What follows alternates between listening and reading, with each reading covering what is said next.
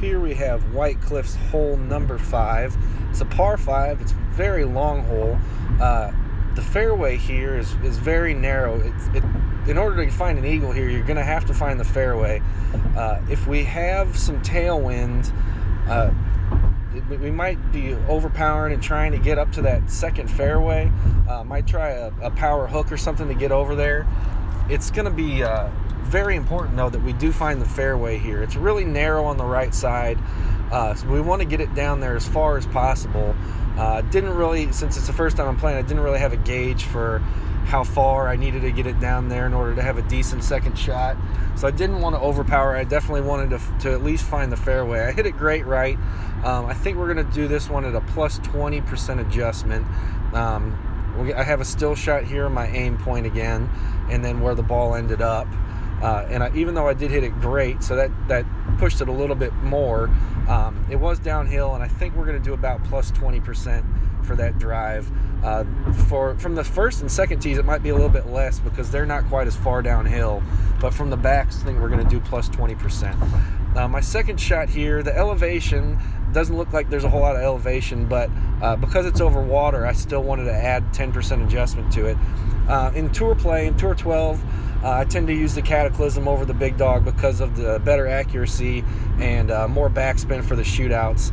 So I wish I would have had the Big Dog in my back pocket here in my bag to have a little bit more topspin to be able to try and get it up to the green, because I just don't have enough here with my equipment. And it does roll off to the left here, so that's something to watch out for. My opponent rolls off to the left as well, so the approach shot seems like you're going to want to use at least some right spin to try and stay away from that, but you don't want to use too much to avoid that trap that's guarding it on the right. From that still shot there, you can tell, even though I hit it great left, it does look like a plus 10% adjustment works out pretty well. I wanted to show you my opponent's shot as well. He has a much higher upgraded Cataclysm, so he's got a lot better topspin. So he had a better chance of getting on the green here. But like I said, he rolls off to the left as well. After watching mine, I'm kind of surprised that he used left spin there, like that you can see.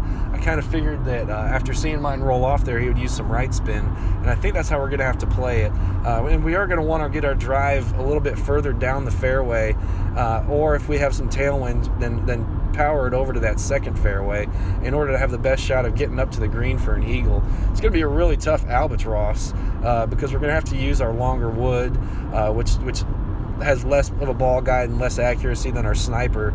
So it's going to be a really tough one to albatross, but hopefully if we get our drive dialed in, then we can at least get up there and have a nice short one for eagle. Even though I was on the rough, I wanted to share my approach here.